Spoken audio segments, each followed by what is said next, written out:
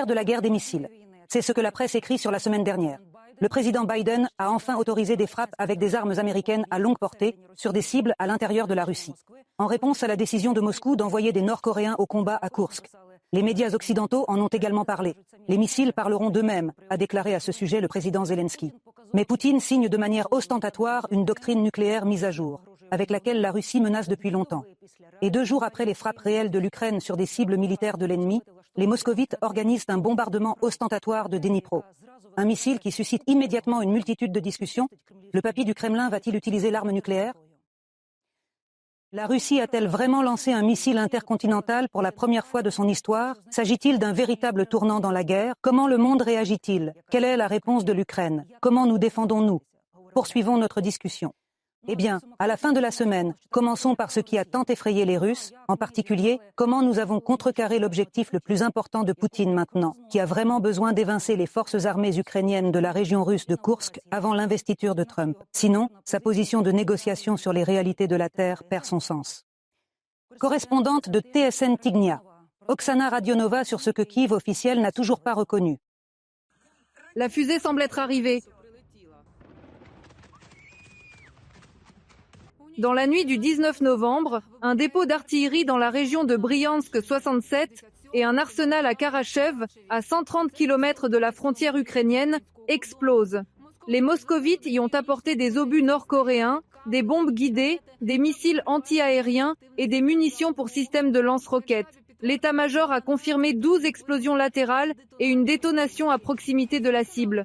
L'Ukraine a attaqué cet arsenal pour la 3e fois. Auparavant, nos drones à longue portée y ont volé et il y a eu un bon incendie. Et ceci le lendemain, également en Russie. C'est des explosions Marino. Notre Marino est en train d'être bombardé. Une attaque incroyable par le nombre de missiles et la complexité.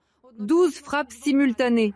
Dans la vidéo tournée par des témoins oculaires, on n'entend pas la défense aérienne russe tant vantée. Il y a 2 possibilités. Soit nous l'avons supprimée plus tôt, soit elle n'existait pas du tout. Le territoire du luxueux sanatorium présidentiel du village de Marino a été attaqué. La vidéo mise en ligne par les forces aériennes le montre clairement. La cible n'était pas le luxueux palais, mais un bâtiment discret situé à proximité, un centre secret du commandement militaire de l'ennemi. Les commandants se cachèrent dans un bunker enterré un groupe de soldats russes avec des généraux nord-coréens. Parmi les victimes et les blessés figurent des dirigeants russes et nord-coréens. Selon le Wall Street Journal, c'est la première fois que des responsables occidentaux confirment qu'un général nord-coréen figure parmi les victimes. L'armée russe rassemble des forces depuis plusieurs mois pour repousser l'armée ukrainienne hors du territoire russe.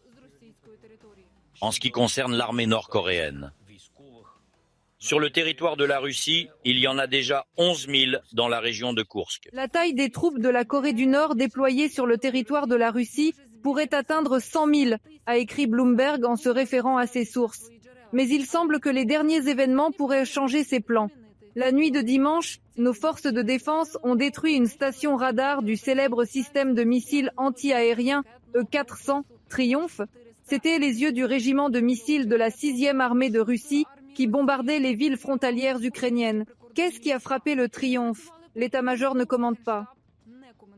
Les principaux médias occidentaux, citant leurs propres sources, ont rapporté, pour la première fois, les forces armées ukrainiennes ont attaqué la région de Bryansk avec des missiles balistiques américains Atacams et, dans la région de Koursk, elles ont vaincu le quartier général avec des Storm Shadow. La Maison-Blanche a transmis à la presse des informations selon lesquelles les États-Unis avaient donné leur feu vert à l'utilisation de leurs missiles à longue portée en Russie. Il s'agirait de la réponse de Joe Biden à l'utilisation par le Kremlin de troupes de la Corée du Nord. Le président américain n'a pas encore confirmé officiellement cette information.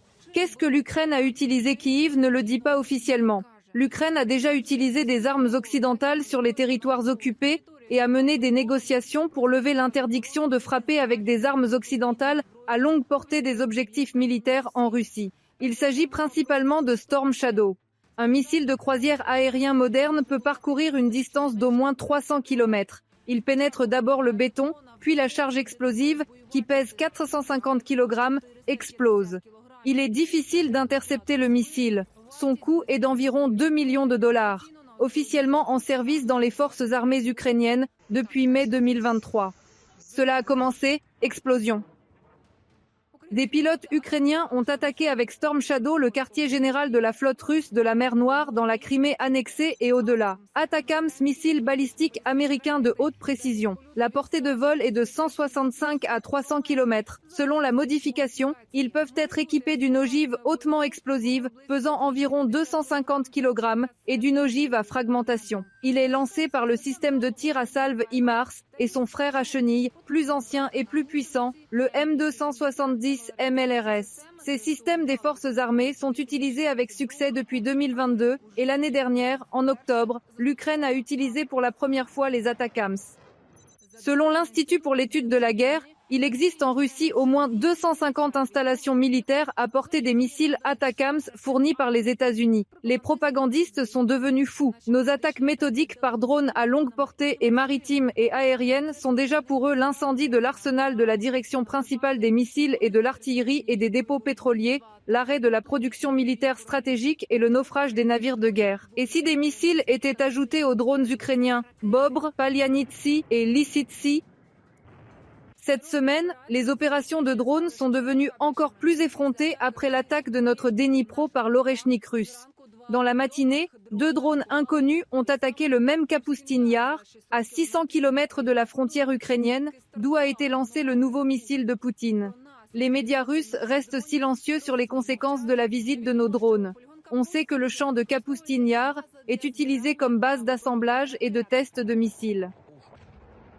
Et dans la région de Novgorod, des drones ont attaqué le 13e arsenal de la direction principale des missiles dans le village de Kotové, à 260 km de la frontière avec l'Ukraine.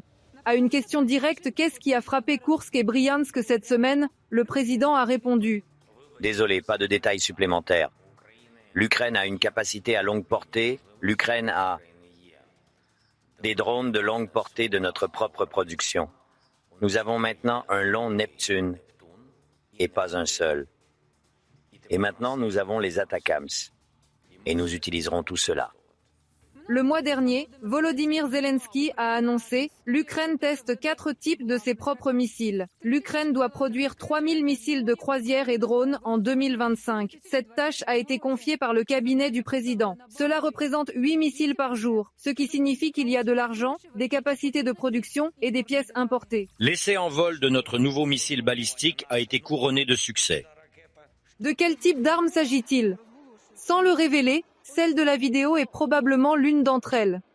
Le lancement et l'essai ont été rendus publics l'année dernière par le Conseil national de sécurité et de défense. Il pourrait également s'agir d'une modification du missile anti-navire Neptune.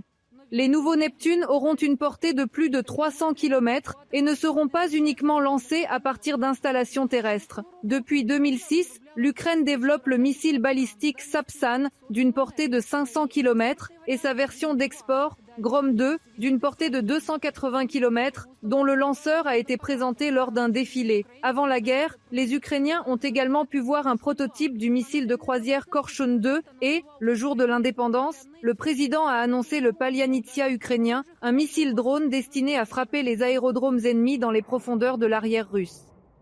Si l'Ukraine parvient à produire des missiles à longue portée à l'échelle industrielle, leur utilisation ne sera pas interdite et nous n'aurons pas à attendre des mois pour les livraisons. Nous avons aussi le potentiel et les connaissances. Après tout, avant la guerre, nous figurions parmi les 10 premiers pays spatiaux du monde. Et la fusée préférée de Musk après son SpaceX est Zenit, Made in Ukraine. Oksana Radionova, Victoria Pasmena et Valentin Chilko, TSN Tijden, 1+1.